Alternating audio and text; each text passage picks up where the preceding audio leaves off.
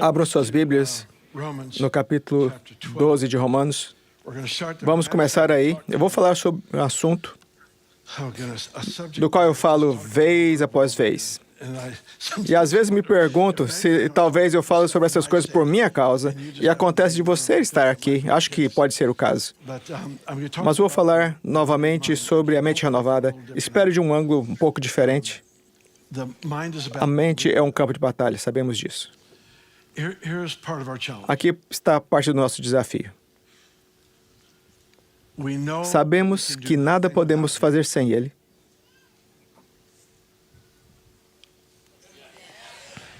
Sabemos que nada podemos fazer sem Ele. Nosso problema é que não fazemos nada com Ele.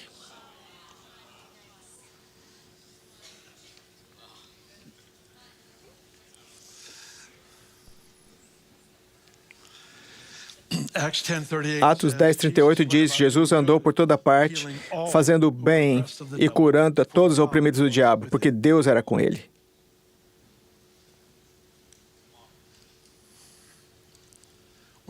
Quando Deus está com alguém, espera-se que o impossível se curve. A mente renovada é uma grande parte dessa jornada.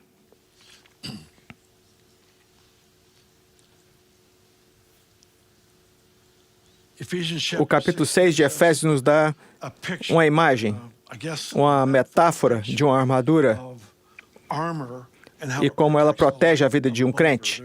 Aqui está o capacete da salvação, a couraça da justiça. Há também o escudo da fé. Esse escudo da fé é para bloquear e extinguir os dardos inflamados do inimigo.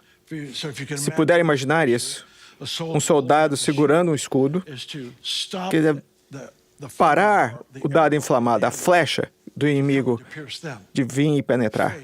A fé absorve os pensamentos e sugestões ilegais do inimigo.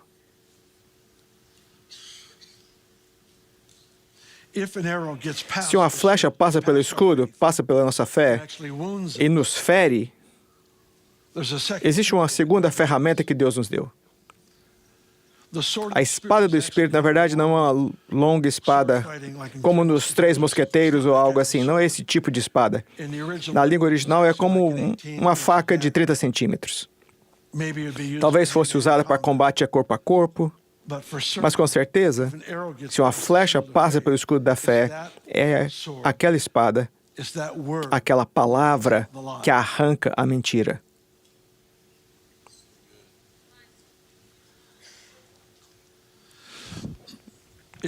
É importante identificarmos as mentiras que vêm até nós. Mas é igualmente importante reconhecermos a verdade que deve substituí-las. A verdade não é para ser vista de relance na leitura diária. É para ser memorizada, é para ser orada, é para ser meditada. O que acontece com as mentiras do inimigo é que elas sempre guerreiam contra a nossa identidade em Cristo. E tentarei te mostrar isso em um momento. Cada mentira que o inimigo sugeriu a você, já lançou em seu caminho, existe para guerrear contra o que você sabe sobre ele. E quando entretemos mentiras, na verdade, criamos uma arena onde o pensamento do inimigo é capaz de guerrear contra a mente de Cristo. Agora, o diabo nunca pode vencer a Deus. E não leve isso mais longe do que eu pretendo.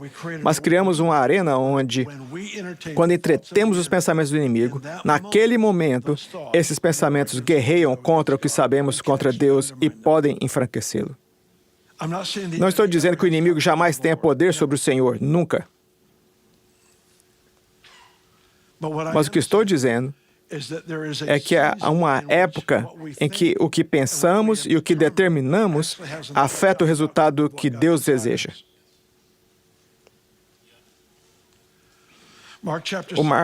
Capítulo 7 de Marcos tem um exemplo assustador, onde o escritor do Evangelho está citando Jesus, que diz: vocês, por suas tradições, invalidaram a palavra de Deus. O que é mais poderoso do que a palavra de Deus? Nada. A coisa mais poderosa no universo. E, no entanto, nós podemos escolher no que meditamos, no que pensamos, e quando você empodera uma mentira, você empodera o mentiroso. Quando você acredita em uma mentira, você empodera o mentiroso. Então, é possível, nesse momento, aquele espaço de tempo, através da tradição, através de valores religiosos mal aplicados, que não são fundados na mente de Cristo, eu posso minar o poder da palavra de Deus. Ele disse, você invalida a palavra de Deus.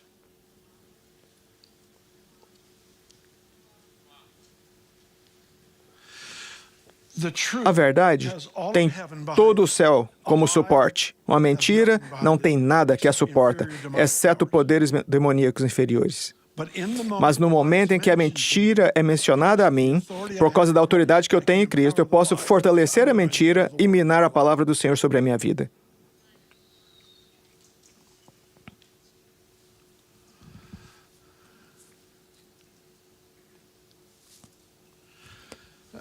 Foi um bom ponto, Bill.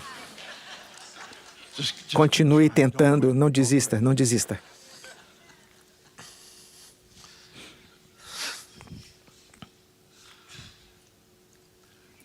A fé absorve e extingue a mentira. A fé é embasada na palavra de Deus, descobrindo a natureza de Deus. Toda mentira é para minar nossa posição em Cristo, minar nosso senso de autoestima, nosso senso de design e propósito. Vamos entrar em Romanos 12. Você tem suas Bíblias? Deixe-me vê-las.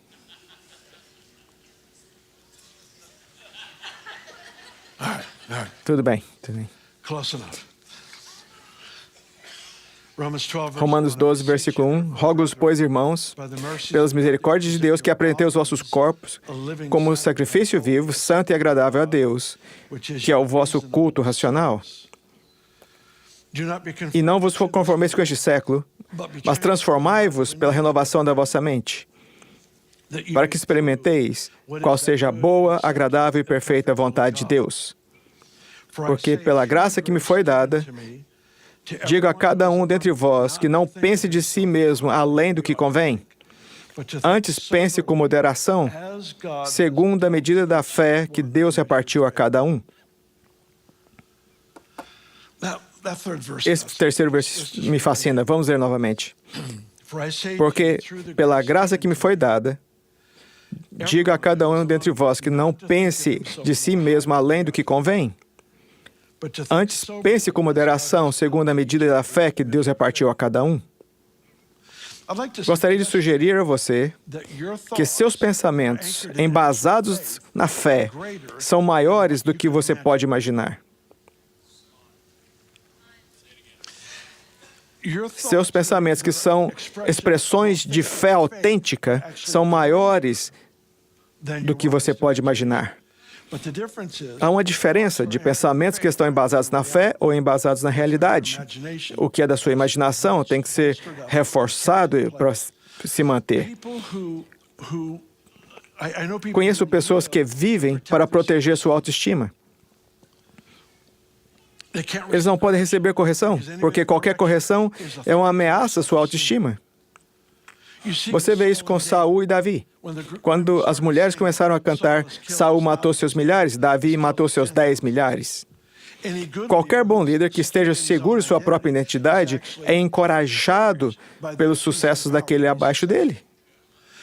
Mas quando vive para proteger sua própria identidade, tem que sustentá-la com faz de contas com, e por causa disso ficamos inseguros e com inveja e não entendemos, quando a gente não entende quem Jesus nos fez para ser. Quem descobre quem Deus o criou para ser nunca mais quer ser outra pessoa. Quem Deus nos criou para ser que importa. Essa é uma área tão crítica. Jesus foi agredido verbalmente, tentado, em Lucas 4, quando Satanás veio a ele no deserto em seu jejum de 40 dias, e ele lhe fez essa pergunta: se é o Filho de Deus, a primeira coisa que ele abordou foi a identidade. A batalha pela identidade é culturalmente tão significativa que se tornou uma epidemia. Perdeu-se o senso de identidade. É uma pandemia. E é contagiosa. As pessoas que acreditam em mentiras inspiram outras pessoas a acreditar nas mesmas mentiras só para proteger esse falso senso de identidade. Quando você acredita numa mentira, precisa alimentá-la com mais mentiras para protegê-la. A verdadeira fé não é a expressão de autodeterminação. A verdadeira fé é o resultado da rendição. Você não pode se esforçar a uma grande fé, mas você pode se render a uma grande fé, porque você é um crente. E os crentes creem como parte da sua natureza.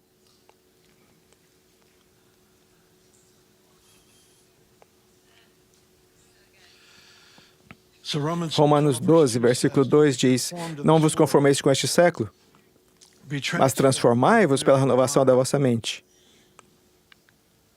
para que experimenteis qual seja a boa, agradável e perfeita vontade de Deus. Boa, agradável e perfeita. Anos atrás, ouvi alguém dizer: não quero fazer a vontade perfeita de Deus, quero fazer a vontade agradável de Deus. Isso é tão estúpido. Essas não são 3 termos descrevendo 3 expressões diferentes da vontade de Deus. Se você já pensou nisso, se esbofeteie, até começar a pensar corretamente. 3 palavras descrevem a mesma coisa: boa, agradável e perfeita. A mente renovada, pelo que entendo, nos ajuda em 3 coisas básicas. Número 1, a mente renovada nos permite introduzir o miraculoso. Eu vou explicar como.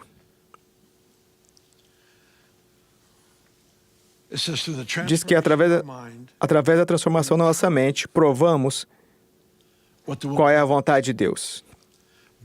A melhor definição da vontade de Deus está na oração que Jesus ensinou aos seus discípulos: venha o teu reino, seja feita a tua vontade, assim na terra como no céu. Qual é a vontade de Deus? Na terra como é no céu.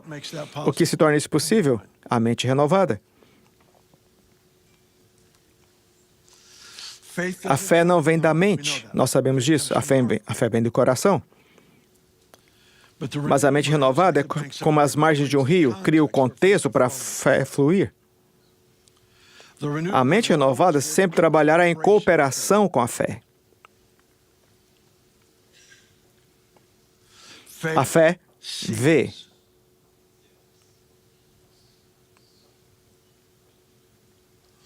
A fé percebe. E a mente renovada sempre funcionará na percepção do que a fé vê e cooperará com aquilo que Deus projetou. Número 1, a mente renovada torna possível ou dá ocasião para o milagre.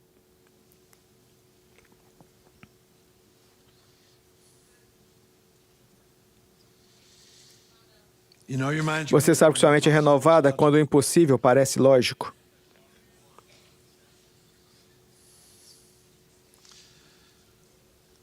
Existe um raciocínio disponível para nós que não é empolgação. Não é através do esforço humano. É a mente de Cristo revelada nas Escrituras, página após página após página. E a mente renovada se embasa no que Deus disse acima de qualquer outra coisa. A Bíblia diz que seja Deus verdadeiro e todo homem mentiroso.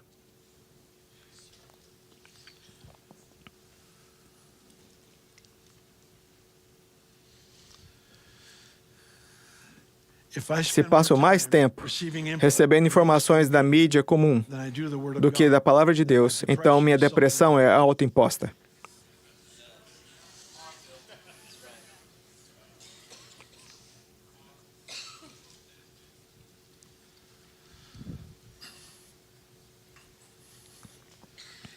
Se acredito numa mentira, eu crio um lugar.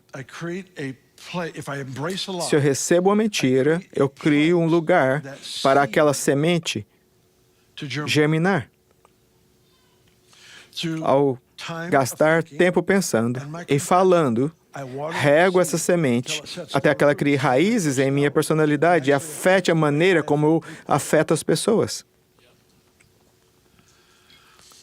Esse tipo de mentira é só removido por meio de arrependimento. Sabemos que o arrependimento significa mudar a maneira de pensar, mas a parte que eu nem sempre enfatizo e que pretendo enfatizar daqui em diante é que a Bíblia diz: a tristeza, segundo Deus, produz arrependimento. O arrependimento não é um exercício mental, não é mente sobre a matéria. Não é, eu escolho pensar de forma diferente sobre isso. É diferente disso. Vem de um lugar de profunda tristeza. Digamos que você tenha pensamentos de dúvida. É fácil identificar sugestões do diabo sobre imoralidade, roubo, mentira, esse tipo de coisa. Essas são fáceis de ver. Esse é o diabo vestindo uma roupa vermelha, fácil de identificar. É quando ele vem parecendo como Jesus que temos dificuldade. Ele é aquele anjo de luz. A Bíblia diz que ele vem como um anjo de luz. E quando ele vem com a sugestão que, na verdade, é dúvida, mas porque tem o sentimento de humildade, é recebido pelos crentes.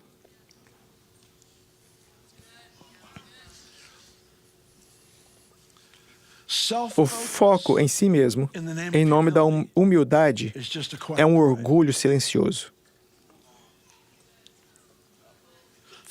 Egocentrismo é o problema.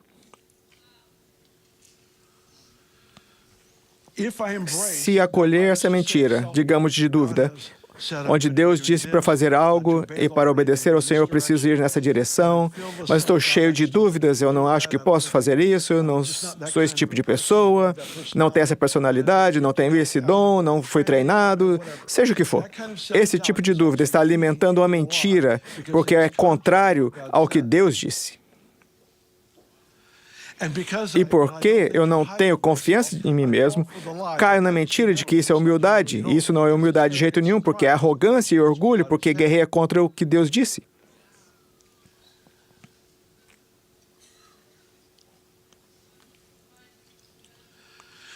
Esse tipo de pecado no qual todos nós já caímos, só é desarraigado por meio de arrependimento. Tipo, Pai, eu escolhi acreditar no contrário do que você disse. Me perdoe. A tristeza segundo Deus produz o quê? A tristeza segundo Deus nos posiciona para mudar nossa perspectiva sobre a realidade. É o que produz arrependimento real. Então, veja a mentira pelo que ela é. Mais tarde, vemos que a Bíblia diz, nós pegamos essas mentiras e as derrubamos. É um ato violento. Não é algo que resistimos passivamente e vamos para outros pastos verdes. Deve haver um reconhecimento. O inimigo guerreou contra minha alma com essa mentira e ele não terá sucesso. Pego isso que foi levantado em meu coração e minha mente contra o conhecimento de Deus e o derrubo violentamente. Eu reconheço que é Deus, isso não terá mais efeito sobre a minha vida. Me recuso a permitir que essa mentira crie raízes em quem você me fez para ser. A tristeza, segundo Deus, produz a mudança.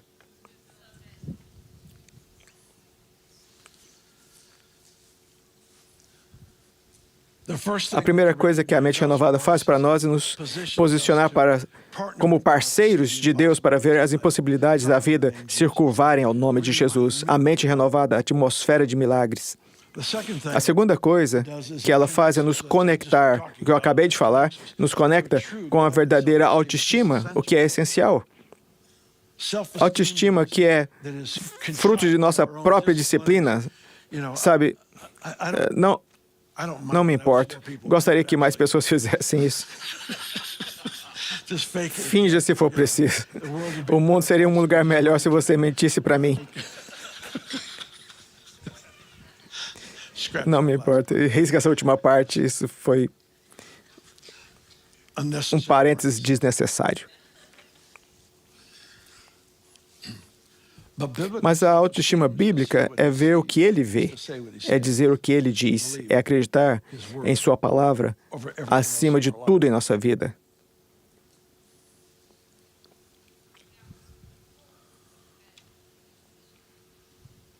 A guerra contra a identidade é tão grande e tão significativa. É o que está por trás da destruição do conceito de paternidade em um país, em uma nação. Não quero dizer de forma alguma que uma mãe solteira não possa liberar e transmitir identidade aos filhos. É que há uma grande guerra por paternidade. E esse é o ponto. Infelizmente, o que acontece lá fora não fica lá fora. Às vezes, o que acontece lá fora entra aqui. E a batalha que seu vizinho tem, se você lutar a mesma batalha que seu vizinho incrédulo luta, com as mesmas ferramentas que eles lutam, você terá o mesmo resultado que eles têm, independentemente do fato de você passar a eternidade com Jesus. As armas da nossa guerra não são carnais. Elas são divinamente projetadas para caber bem na sua mão. Divinamente projetadas para ser tomadas por cada indivíduo aqui. Não é uma espada mal ajustada. É uma espada que se encaixa perfeitamente de acordo com o seu projeto, o seu propósito. E com o que Deus disse sobre você, é possível aniquilar completamente toda mentira que é lançada contra você. Paulo disse a Timóteo, lute sua guerra, lute de acordo com as profecias que lhe foram dadas a seu respeito. Tome a palavra do Senhor e lute a sua luta. Em outras palavras, seu destino está do outro lado da guerra. Então, pegue a palavra de Deus e chegue lá. Faça o que for preciso para fazer e chegue lá. Esse é o seu desígnio, esse é o seu projeto. Pegue essa palavra e vá até lá. E parte do que fazemos é esse senso de autoestima e propósito. Não trabalhamos nossa autoestima para nos sentirmos melhor sobre nós mesmos. Essa é uma conclusão nauseante. Eu deveria dizer isso melhor.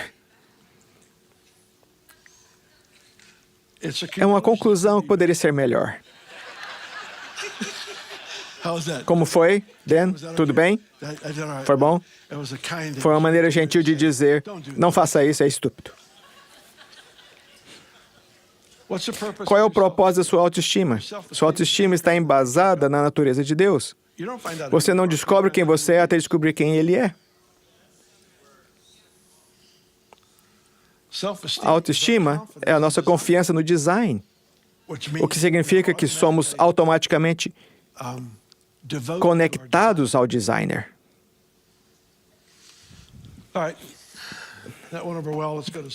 Isso foi bem. Vamos seguir. 2 Coríntios, capítulo 10. Capítulo 10 de 2 Coríntios. Não sei se mencionei isso, eu falei essa semana com alguns alunos sobre esse capítulo. Não quero dizer que esse versículo está me assombrando, mas está me assombrando. Está me seguindo onde quer que eu vá. Não conheço, não quero esquecê-lo, nem quero. Mas o Senhor definitivamente está tentando criar. Sinto que essa é uma passagem para agora, para entendermos melhor a hora em que vivemos. Versículo 3. Porque, embora andando na carne, não militamos segundo a carne. Porque as armas da nossa milícia não são carnais, mas sim poderosas em Deus para destruir fortalezas. Imagine comigo uma fortaleza. Se estivéssemos nos dias bíblicos, veríamos cidades feitas de enormes pedras cortadas, e os muros eram construídos com várias pedras. Dentro haveria casas ou castelos, coisas assim. Se for na Europa, eles têm esses castelos belos construídos de pedras. Uma pedra não é uma fortaleza. Uma pedra não cria uma morada, mas pedras repetidas, conectadas entre si, eventualmente constroem um lugar onde o inimigo pode se esconder sem ser reconhecido. O que são essas pedras? São pensamentos ilegítimos. E quando acolho um pensamento ilegítimo que o inimigo sugeriu sobre a minha vida e me detenho nele, medito nele, o que estou fazendo? Estou construindo uma habitação para o inimigo habitar sem ser reconhecido. Isso fez sentido para você? Esse castelo como edifício. O inimigo se esconde dentro, não podemos vê-lo, ele sai à noite para nos atacar. Mas não o vemos durante o dia, porque está se escondendo atrás desse modo de pensar que é ilegítimo. Ele diz, as armas da nossa milícia são poderosas em Deus para destruir as fortalezas, derrubar os padrões ilegítimos de pensamento que é permitir o inimigo matar, roubar e destruir. Versículo 5, destruindo os sofismas e toda altivez que se levanta contra o conhecimento de Deus. Todas as mentiras que acreditei foram lançadas a mim para questionar como Ele é. Cada mentira era para me levar a questionar sua natureza, sua promessa, sua aliança.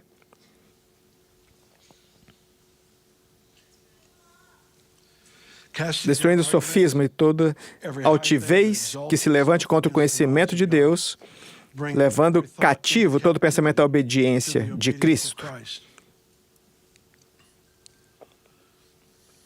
Levando cativo todo pensamento à obediência de Cristo. Vamos dizer que, para fins de ilustração, que esse é um exército aqui, um exército físico, lutando uma guerra física. E aqui está... E lá fora está o exército inimigo, e nesse exército inimigo tem um terrorista de renome mundial que mata, estrupa e mutila por prazer e deleite. E reunimos uma equipe de agentes tipo boina verde e os enviamos. E eles entram no acampamento do inimigo e tomam cativo aquele terrorista de renome mundial e o trazem ao nosso acampamento. Agora imagine que o terrorista está aqui e nós o treinamos com seu zelo, com a sua vontade de se arriscar. E nós o treinamos agora para lutar não contra os propósitos de Deus, mas pelos os propósitos de Deus. Foi exatamente isso que aconteceu com o apóstolo Paulo. Saulo, de Tarso, que procurava matar, foi apreendido pelo Senhor e levado para a linha de frente na batalha. E ele se tornou como um pensamento cativo que agora trabalha em nome do reino de Deus. As mentiras com as quais nós lidamos ao longo de nossas vidas devem ser tratadas, mas não basta sairmos do vermelho. Temos que entrar no azul. Não é bom o suficiente que eu parei um pensamento ruim. Devo substituí-lo pelo que Deus diz. Devo substituí-lo pelo que Deus diz. O que Ele diz? Levando cativo todo pensamento à obediência de Cristo. É entender que aquilo que estava trabalhando em mim para minar minha identidade, minar minha confiança em Deus, minar minha fé, e agora aquilo que estava trabalhando contra mim está trabalhando para mim, aumentando minha fé, aumentando minha confiança em Deus, aumentando minha autoestima e propósito. Os pensamentos agora são usados para o meu bem-estar e não contra mim. A mente renovada deve, de certo modo, facilitar o milagre. É para nos dar acesso a uma autoestima que firma nossa alma na natureza e na aliança de Deus. Mas a terceira coisa que ele faz, a mente renovada está livre da ansiedade. A mente renovada nos posiciona para a criatividade vinda de Deus.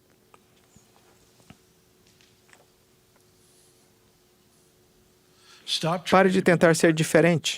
Pare de tentar ser original. Comece a ser autêntico. Artistas que tentam ser originais fazem coisas estúpidas. Mas os artistas que são autênticos criam.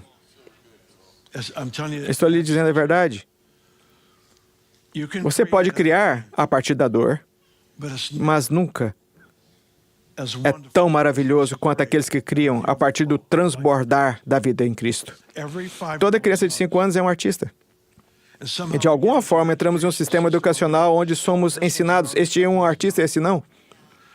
E, no entanto, a criatividade deve ser uma expressão normal da vida de todo crente. Quer que você seja um advogado, médico, pai, mãe, que trabalhe no posto de gasolina, que tem um negócio próprio, não importa. Criatividade, autenticidade, vou usar essa palavra, autenticidade é necessária em todas as expressões da sociedade. Porque há uma expressão autêntica de quem Deus o criou para ser que o mundo anseia. E tentar copiar outras pessoas mata o que Deus nos criou para ser. E o que acontece com a nossa verdadeira mente renovada, que está funcionando em nós, essa mente renovada está livre da ansiedade e das coisas que nos amarram com o medo de cometermos erros. A mente renovada não tem medo de errar e está disposta a correr riscos.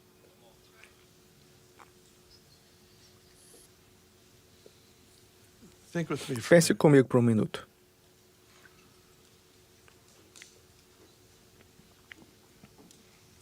A vida cristã deve ser despreocupada.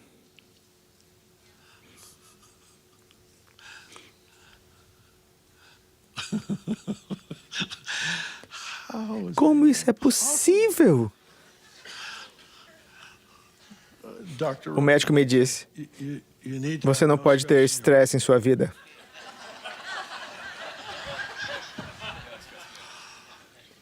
E ele sugeriu, tem um dia da semana para lidar com as coisas estressantes. Até isso é desafiador.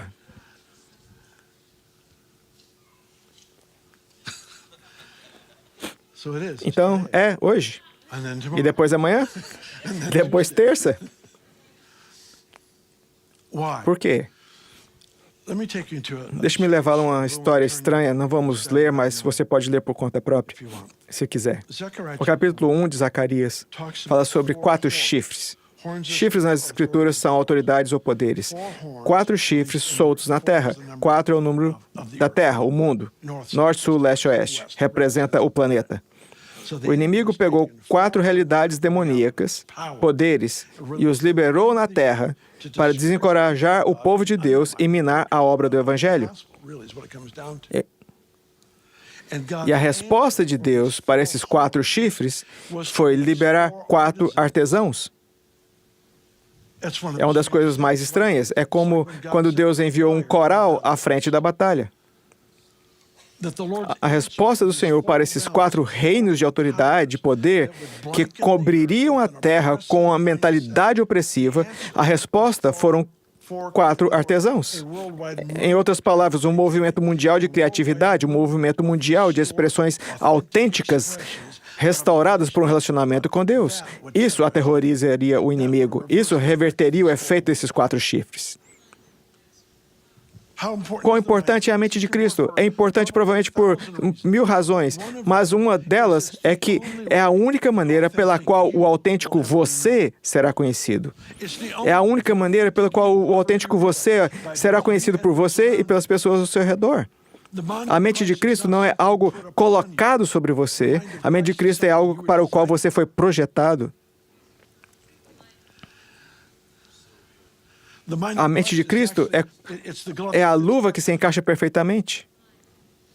É a conexão perfeita entre o design e o designer.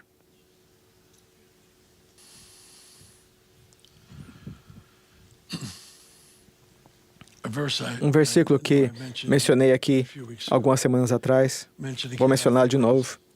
Sinto que provavelmente pode ser a passagem-chave para a minha vida nos últimos 10 anos.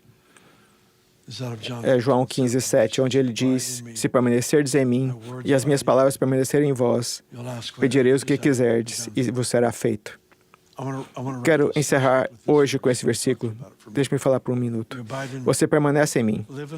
Viva em um lugar onde se sinta na presença de Deus. Que o afeto de seu coração esteja embasado no fato de que Deus está conosco. Emmanuel, Deus conosco. Ele diz, permaneça em mim, minhas palavras permanecerão em você. Seja intencional em receber, meditar, orar sobre o que Deus disse sobre sua vida. Não pode ser passivo. Não pode ser esse vislumbre ocasional de um verso inspirador. Tem que estar acolhendo a verdade da palavra para que ela tenha o seu pleno efeito. Você sabe a diferença entre leite e carne na Bíblia? O leite é aquilo que acalma e conforta.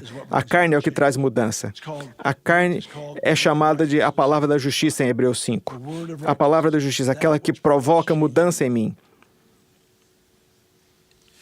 Recebendo o que Deus disse sobre mim, que provocará mudança e transformação.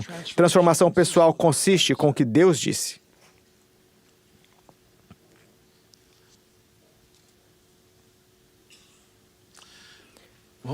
Como seria, Romanos 12, 3, pensar de acordo com a fé?